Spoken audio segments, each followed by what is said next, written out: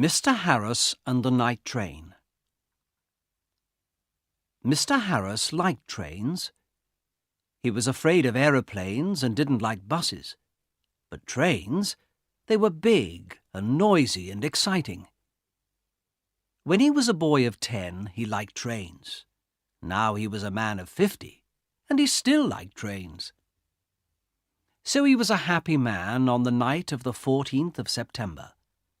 He was on the night train from Helsinki to Oulu in Finland, and he had 10 hours in front of him.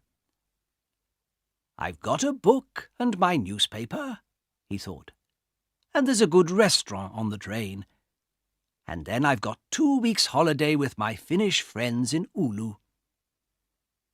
There weren't many people on the train, and nobody came into Mr. Harris's carriage. He was happy about that. Most people on the train slept through the night, but Mr. Harris liked to look out of the window and to read and think. After dinner in the restaurant, Mr. Harris came back to his carriage and sat in his seat next to the window. For an hour or two he watched the trees and lakes of Finland out of the window. Then it began to get dark, so he opened his book and began to read. At midnight the train stopped at the small station of Ottawa. Mr. Harris looked out of the window, but he saw nobody. The train moved away from the station into the black night again. Then the door of Mr. Harris's carriage opened, and 2 people came in, a young man and a young woman. The young woman was angry. She closed the door and shouted at the man, "Carl! You can't do this to me!" The young man laughed loudly and sat down. Mr. Harris was a small, quiet man. He wore quiet clothes, and he had a quiet voice. He did not like noisy people and loud voices, so he was not pleased. "Young people are always noisy," he thought. "Why can't they talk quietly?" He put his book down and closed his eyes. But he could not sleep, because the 2 young people didn't stop talking. The young woman sat down and said in a quieter voice, "Carl, you're my brother, and I love you. But please listen to me. You can't take my diamond necklace. Give it back to me now, please." Carl smiled. "No, Elena," he said. "I'm going back to Russia soon, and I'm taking your diamonds with me." He took off his hat and put it on the seat. "Elena, listen. You have a rich husband, but I have no money. I have nothing. How can I live without money? You can't give me money, so I need your diamonds, little sister." Mr. Harris looked at the young woman. She was small, with black hair and dark eyes. Her face was white and afraid. Mr. Harris began to feel sorry for Elena. She and her brother didn't look at him once. "Can't they see me?" he thought. "Carl," Elena said. Her voice was very quiet now, and Mr. Harris listened carefully. "You came to dinner at our house tonight, and you went to my room and took my diamond necklace. How could you do that to me? My husband gave the diamonds to me. They were his mother's diamonds before that. He's going to be very, very angry, and I'm afraid of him." Her brother laughed. He put his hand in his pocket, then took it out again and opened it slowly. The diamond necklace in his hand was very beautiful. Mr. Harris stared at it.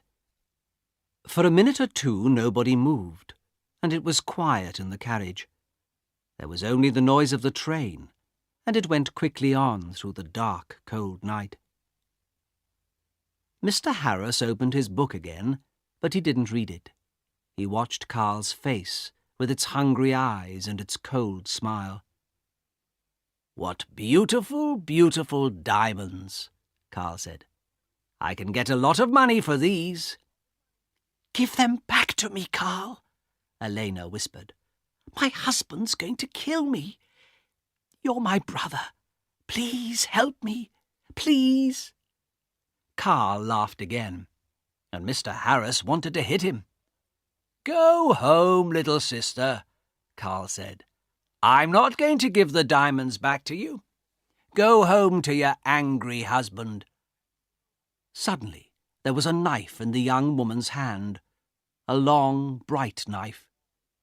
Mr. Harris watched with his mouth open. He couldn't speak or move.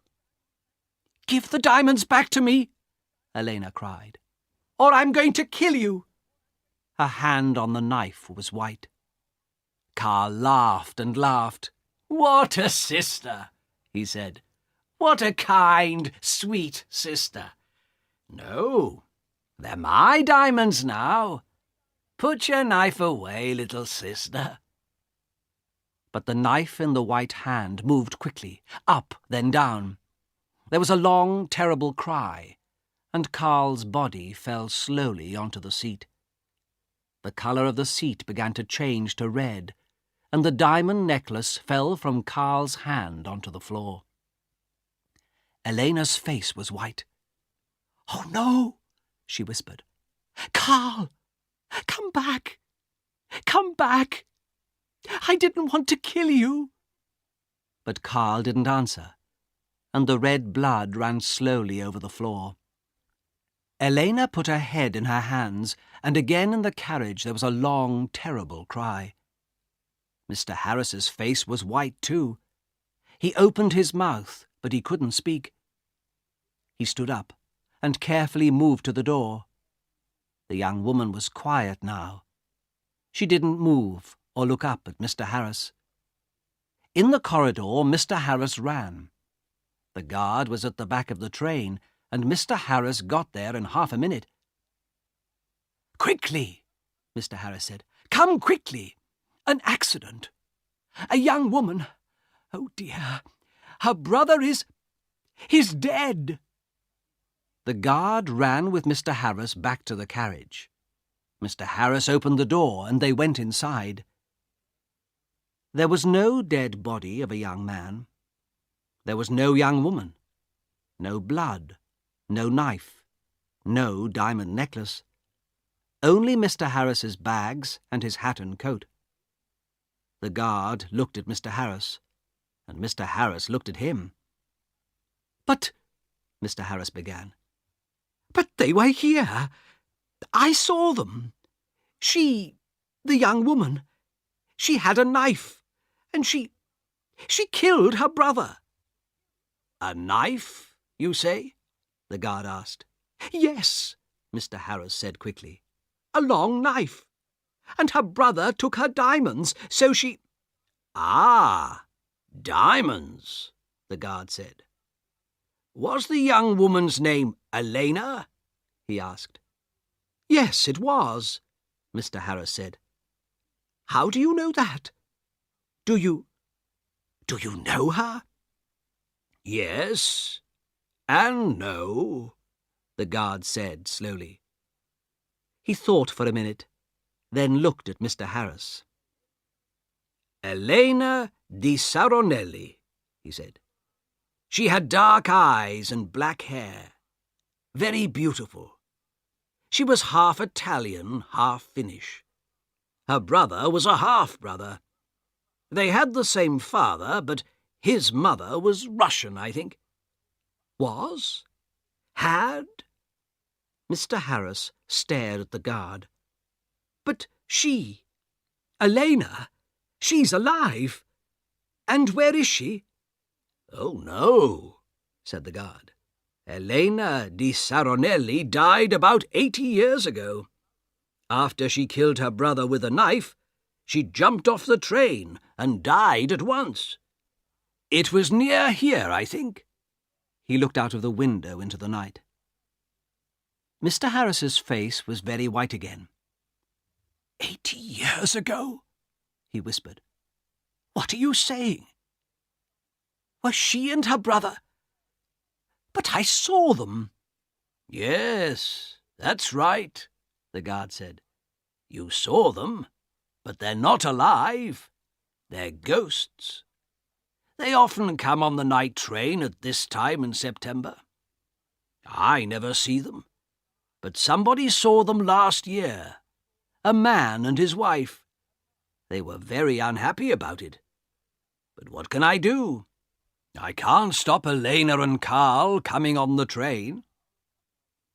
The guard looked at Mr. Harris's white face. You need a drink, he said.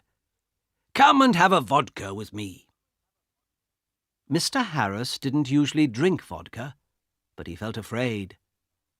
When he closed his eyes, he could see again Elena's long knife and could hear her terrible cry. So he went with the guard to the back of the train.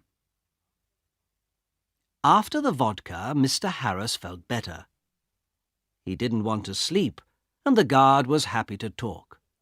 So Mr. Harris stayed with the guard and didn't go back to his carriage.